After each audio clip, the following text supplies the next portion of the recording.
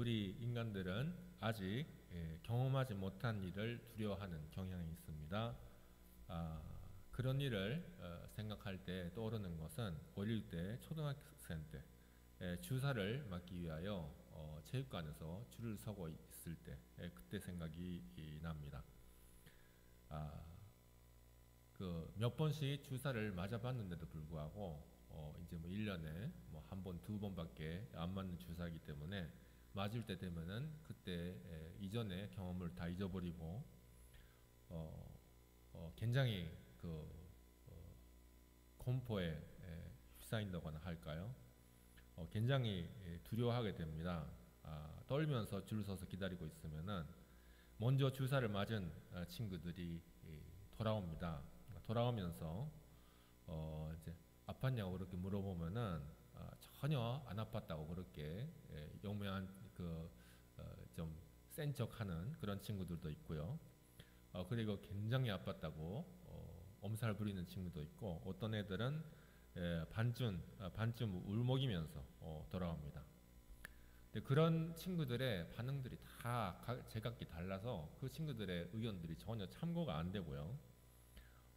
근데 아무리 생각해도 역시 맞아보기 전에는 무서운 것입니다. 그 주사를 맞는 그 경험을 미리 정확하게 알 수가 없는 거죠. 정말로 주사의 아픔을 알게 되고 또 그것이 어떤 경험인지를 깨닫게 되는 것은 자기가 맞아볼 때입니다. 아무리 일찍이 고민하고 걱정하고 근심한다 해도 결국은 그것은 경험해봐야지 아는 일이라는 거죠. 그때가 되어봐야지 알게 된다는 것입니다. 남녀노소 상관없이 우리 모든 인간들이 가장 두려워하는 일은 죽음입니다. 이것은 사는 모든 생물들의 궁극적인 관심이며 또 공포의 대상이라고 할 수 있죠. 죽음은 어떤 것일까? 그거에 대해서는 아주 적은 예외를 제외하고는 이제 미리 알 수 없는 것들입니다. 물론 죽었다가 다시 살아온 사람들도 아주 극히 드문 케이스지만 있습니다만은 그런데 정확하게 그 죽음 너머에 무엇이 기다리고 있는가라는 것을 미리 알 수는 없는 법입니다. 천국과 지옥이 있다라고 하는 사람이 있고 그 하늘에 굴러 올려져서 거기서 아주 환한빛 안에서 이미 죽은 가족들을 만났다 이런 이야기를 하는 사람도 있고 또 아무것도 없는 허무한 시커먼 그런 것이었다라고 하는 사람도 있지만은 어느 이야기도 정확하지 않습니다. 성경 안에 우리가 죽음 후의 세계를 조금 이제 엿볼 수 있는 그런 실마리들은 있지만은 그 성경 안의 말씀을 인용해서도 사후의 세계에서 무엇이 일어나는지 정확하게 무엇인지를 알기에는 부족합니다. 그것은 바로 주사를 맞아보기 전에 그 주사를 맞은 친구들의 이야기를 듣고서 상상하는 것과 비슷한 거죠. 아니면은 출산을 경험해보지 않은 못한 사람이 출산의 아픔 그리고 그 후에 오는 기쁨을 아무리 미리 이야기를 들어서 공부를 한다 하더라도 결코 깨닫지 못하는 것과 마찬가지입니다. 죽음 후에 우리를 기다리는 것이 무엇일까? 그것은 우리가 직접 경험을 해봐야지 아는 것입니다. 오늘 말씀은 우리 살아있는 사람들이 결코 헤아릴 수 없는 일들, 즉 예수님의 재림에 대해서 이야기하고 있습니다. 오늘 이제 14절 말씀 보면은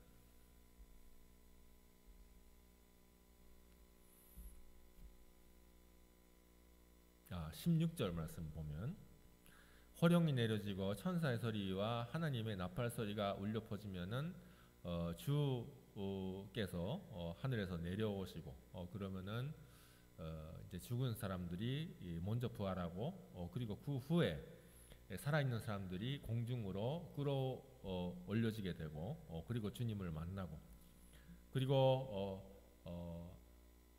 미리 죽고 그리고 부활한 사람들과 함께 하늘로 올라간다. 뭐 이런 장대한 정말 상상도 못하는 그런 이야기들이 여기서 펼쳐지고 있는데요.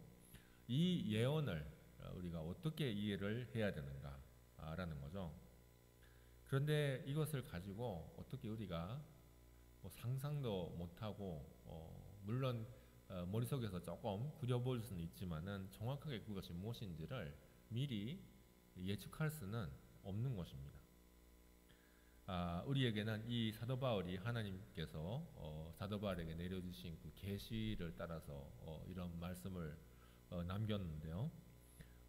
이런 실마리밖에 없습니다. 이 말을 가지고 이랬을 것이다, 그랬을 것이다, 이럴 것이다, 그럴 것이다 라고 이제 가정하거나 이제 추측해보는 일은 할 수 있지만은 그거는 어디까지나 상상밖에 안 된다는 거죠.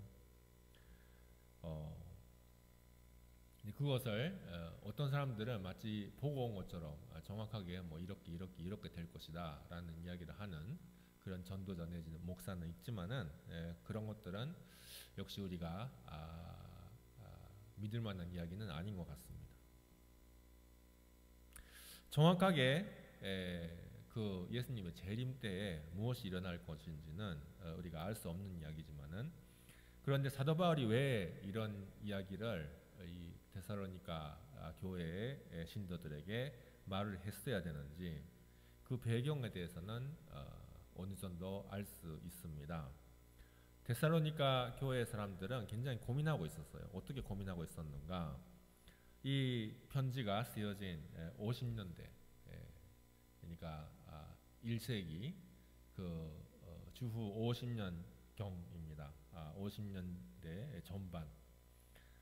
그것이 52년인지 53년인지 54년인지는 우리는 알 수 없습니다만은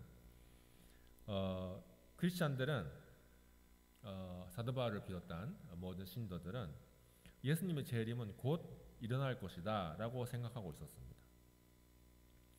그래서 기다리고 있었던 거죠. 굉장히 그 열악한 상황에서 많이 핍박도 있고 기독교에 대한 여러 가지 박해들이 있었던 그런 와중에서도 주님께서 곧 오신다라는 희망으로 그 상황을 버티고 있었습니다.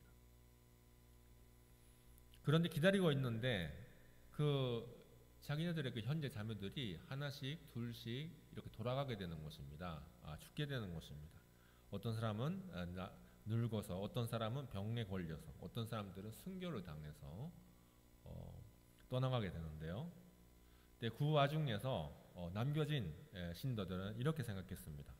과연 우리보다 먼저 죽은 사람들은 어떻게 되는 것인가? 예수님의 재림을 보지 못하고 돌아가게 된 사람들은 결국은 어떻게 되는 것인가? 우리는 예수님의 재림을 살아서 볼 건데 먼저 가버린 그들과 우리는 다시 만날 수 있는가? 아니면 먼저 그들이 그 지상에서의 생명을 마쳤다라는 사실이 그들에게 어떤 안 좋은 영향을 끼치는가?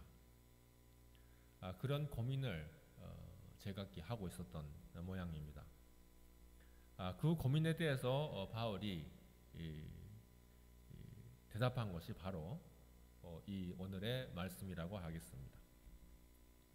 오늘 말씀의 중요한 부분은 나팔이 울리고 끌어올림을 받고 공중에서 예수님을 만난다 라는 부분이 물론 이렇게 화려하고 그 어마어마한 그런 언급이라서 자꾸 우리 눈에 들어오지만은 그것보다 이 14절의 말씀이 어떤 의미에서는 핵심이라고 할 수가 있어요. 이것이 더 중요하다고 할 수 있습니다. 우리가 예수께서 죽으셨다가 다시 살아나심을 믿을지인데 이와 같이 예수 안에서 자는 자들도 하나님이 그와 함께 데리고 오시리라.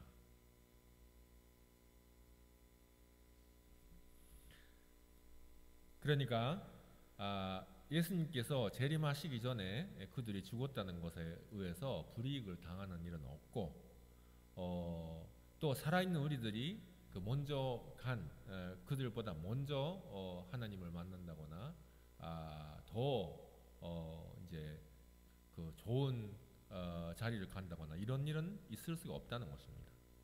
그 날에는 먼저 죽은 사람들이 부활하고 또 그들도 우리도 함께 주님을 만나게 된다라는 거예요.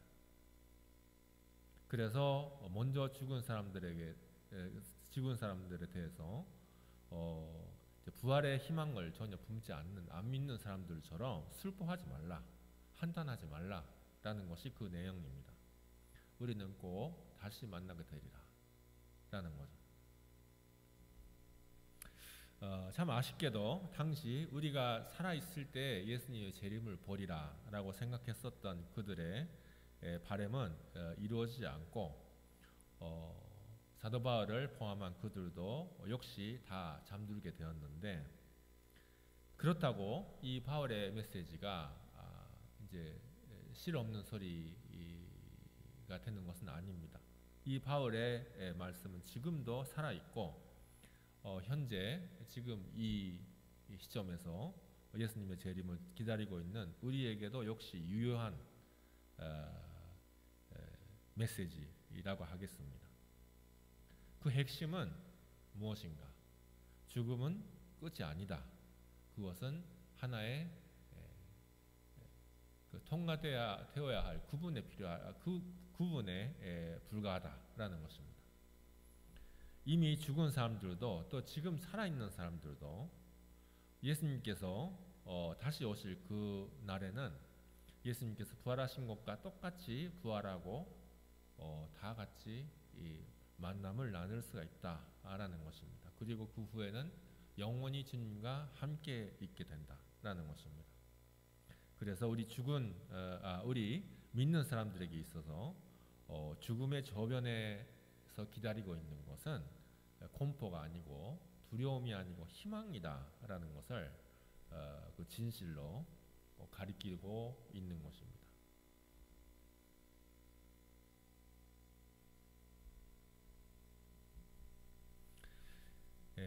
우리는 다 믿음 안에서 사는 사람들입니다. 우리는 다 하나님을 믿는 사람들이지만은 그렇게 믿음이 있는 사람들이 할지라도 그 죽음은 한 구분에 불과하고 그 너머에 있는 것은 희망이다라는 개념이 얼마나 깊이 뿌리를 받고 있는지는 잘 모르겠습니다. 크리스찬이라 할지라도 많은 사람들은 죽음을 두려워합니다. 또 죽음을 중화합니다. 그리고 사는 일에 굉장히 집착을 보입니다.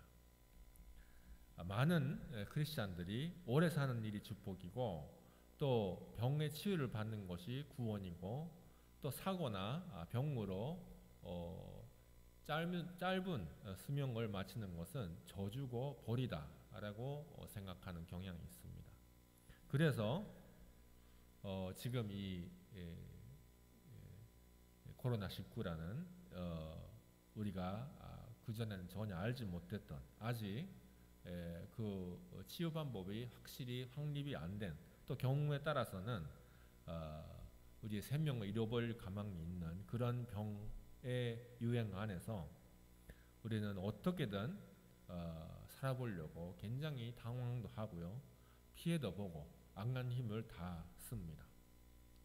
어떤 사람들은 이렇게 우리의 생명이 위태로운데 무슨 신앙이냐, 무슨 교회냐 라고 말하기까지 합니다. 그리고 굉장히 고민합니다. 하나님은 왜 우리에게 이런 일을 주시는가? 하나님께서 우리를 사랑하신다면 왜 이런 일을 우리에게 주셔야 하는가? 그런데 그 고민의 방향은 과연 바른 방향일까요? 우리는 죽음이라는 것을 우리의 진정한 믿음을 따라서 제대로 바라보고 있는 것일까요? 우리는 다시 깊이 생각해야 됩니다. 우리의 복음의 중심에 무엇이 있는가라는 것입니다. 우리의 복음의 중심에는 예수 그리스도의 죽음과 부활이 있습니다. 그 사실에 대해서 우리가 더 깊이 생각을 해봐야 될 것입니다. 그리스도의 죽음과 부활을 통해서 하나님은 사람들이 여태까지 가장 두려워하고 미워해 왔던 그 죽음의 세력을 완전히 무효화시키셨다는 것입니다. 하나님의 능력은 우리의 삶에만 영향을 미치는 것이 아닙니다. 죽음도 역시 하나님께서 주관하시는 것이라는 거죠. 삶도 죽음도 다 하나님의 영역입니다. 그리고 우리는 나를 믿는 사람은 죽어도 살겠다라고 하신 예수님의 말씀, 또 나에게 있어서는 죽는 일은 유익이요 사는 것은 그리스도다라고 하는 말을 남긴 그 바울의 그 자세를 다시 전면에서 제대로 캐치할 필요가 있습니다.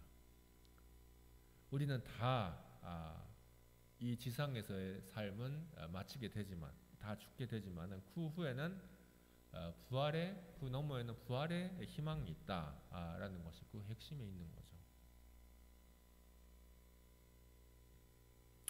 예수님의 재림 때에 구체적으로 무엇이 일어나는지를 우리는 알 수 없습니다. 그런데 확실한 것은 주를 믿는 사람들은 이미 죽은 사람들이라 할지라도, 또 지금 살아있는 사람이라 할지라도 다시 만나게 된다라는 것이고요. 그리고 우리가 일단 부활을 했다면 그 이후에는 하나님께서 영원히 우리와 함께 하신다라는 진실입니다. 그래서 우리가 이 세상에 사는 시간에 대해서 너무 많이 집착할 필요가 없습니다. 왜냐하면은 부활 후에 영원한 생명과 비교하면은 지상의 시간은 너무 짧은, 정말 비교할 수도 없을 정도로 짧은 시간이거든요. 우리의 인생은 이 육체의 죽음이라는 것에 의해서 지어질 것이지만은 그런데 그 죽음을 넘어선 곳에서는 우리는 훨씬 더 오랜 시간을 살게 되는 것입니다. 그래서 이 지상에 사는 동안에 미리 곧 올 영원한 시간을 우리가 상상하면서 그것을 바라보면서 살아야지 우리가 참 믿음이 있는 사람이라고 할 수 있는 거죠. 우리가 죽는 일도 우리가 사는 일도 다 하나님의 계획 안에 있습니다. 그리고 우리가 죽었다 할지라도 죽음과 삶의 양적을 주관하시는 하나님께서 꼭 우리를 부활시키시고 우리를 다시 만나게 해주시고 또 하나님과 함께 하는 영원한 기쁨 안에서 우리를 살게 해주신다. 그 생각이 우리의 믿음의 토대가 항상 되어 있어야 합니다. 토대에 그 개념이 깔려 있어야 한다는 거죠. 마지막으로 우리 외할머니와 함께 그 한국의 친척의 그 장례식에 참석했을 때 에피소드를 말씀드리고 싶습니다. 그 돌아가신 그 친척 할아버지의 관을 이제 준비된 그 묘에 매장할 때 거기에 있는 그 유가족들이 한 사람 한 사람이 그 흙을 그 관 위에 던지거든요. 그게 마지막 이별이 되는 것입니다. 이제 많은 사람들이 거기서 눈물을 흘리고 있었습니다. 또 울먹이는 소리들이 여기저기서 났습니다. 그런데 저와 같이 그 자리에 있었던 할머니께서 그 흙을 이렇게 던지면서 아주 밝은 미소로 하신 말씀이 하늘나라에서 또 만납시다 라는 것이었습니다. 저는 이것이야말로 우리 크리스찬이 죽음이라는 거에 대해서 죽음과 이렇게 대면했을 때, 죽음이라는 것과 대면했을 때 취해야 할 태도구나라고 생각했습니다. 육체의 죽음이 우리를 헤어지게 만들지만은 그것은 잠시 동안입니다. 겨우 몇 년 아니면은 몇십 년. 그리고 그 시간이 지나면은 우리는 다시 하나님 품에서 안기면서 다시 만나게 되는 것입니다. 따라서 우리가 이제 나눌 작별 인사는 항상 또 만납시다가 되어야 되는 거죠. 죽음도 삶도 모든 것을 주관하시고 컨트롤하시는 하나님께 모든 일을 내어 맡기면서, 그리고 예수님의 부활의 약속을 우리의 희망으로 삼으면서 또 만납시다 라고 인사를 나누는 우리 한 사람 한 사람 되기를 원합니다. 기도하겠습니다.